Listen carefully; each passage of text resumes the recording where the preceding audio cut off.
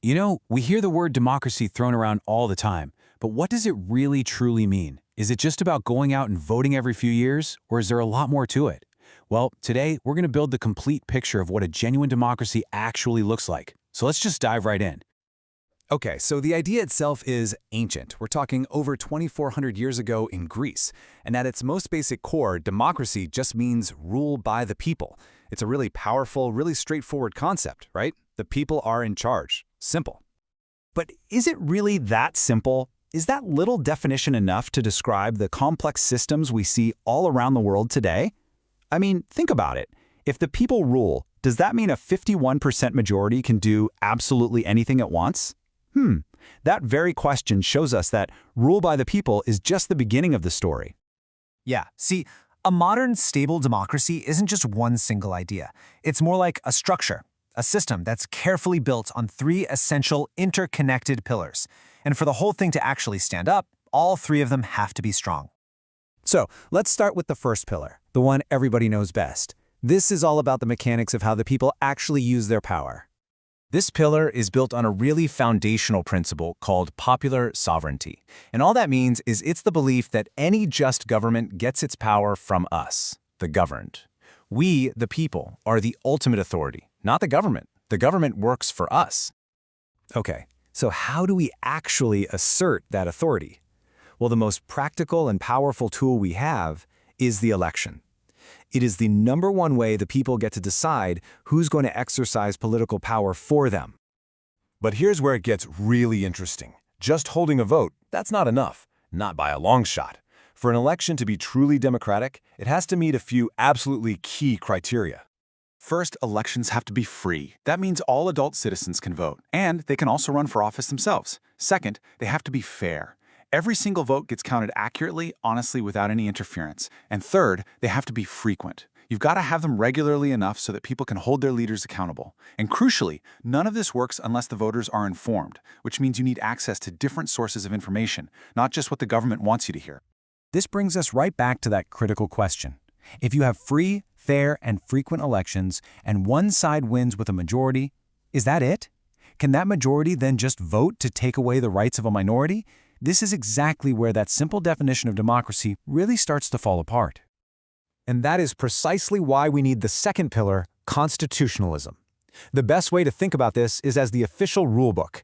It sets the rules of the game and limits the power of everyone, and that includes the majority and the government they just put in power. You see, the whole idea here is that people create a government to do a job, to protect their fundamental rights and their interests. We don't give it power so that it can turn around and abuse us. The rules are there as a form of self-protection. So formally, this is what constitutionalism is all about. It's using a fundamental, super-authoritative law, a constitution, to put clear, hard limits on what a government is allowed to do and how it's allowed to act. And it all comes down to this one single, incredibly powerful principle. No one is above the law. The law applies equally to every single person, from you and me to the most powerful official in the land. This is the rule of law. So how does a constitution actually do this? How does it limit power? Well, it uses a few key tools. It explicitly states a government's powers, and if it's not on the list, it can't do it. It often includes something like a Bill of Rights to put a protective fence around individuals. And, so importantly, it empowers courts to enforce these limits through something called judicial review. So, we have the power of the people through elections, and we've got the rules of the game through constitutionalism. But that brings us to the final and maybe the most profound pillar. What's the ultimate point of this whole system anyway? Why bother? The answer is liberalism. And in this context, we're not talking about political parties.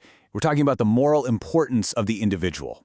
The whole complicated structure of a modern democracy is designed from the ground up to protect the freedom, the equality, and the dignity of each and every person.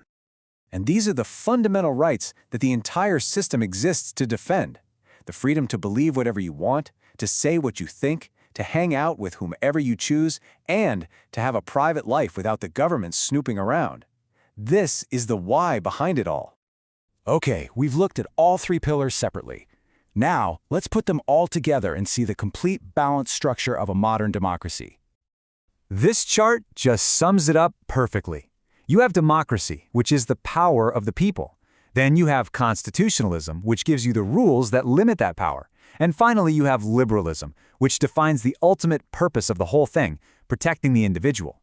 Power, rules, and purpose. It's that simple. And this right here is the most critical takeaway from our entire explainer today. A genuine democracy is not a buffet where you can pick and choose what you like. It requires all three pillars. Take away elections, you have no popular power. Take away constitutionalism, you get a tyranny of the majority. And if you take away liberalism, the whole system has no moral purpose. It all falls apart.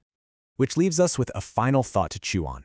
This intricate system of power, rules, and purpose, it isn't some self-running machine. It relies on people, on citizens, not just to vote, but to understand and to actively uphold all three of these pillars. So the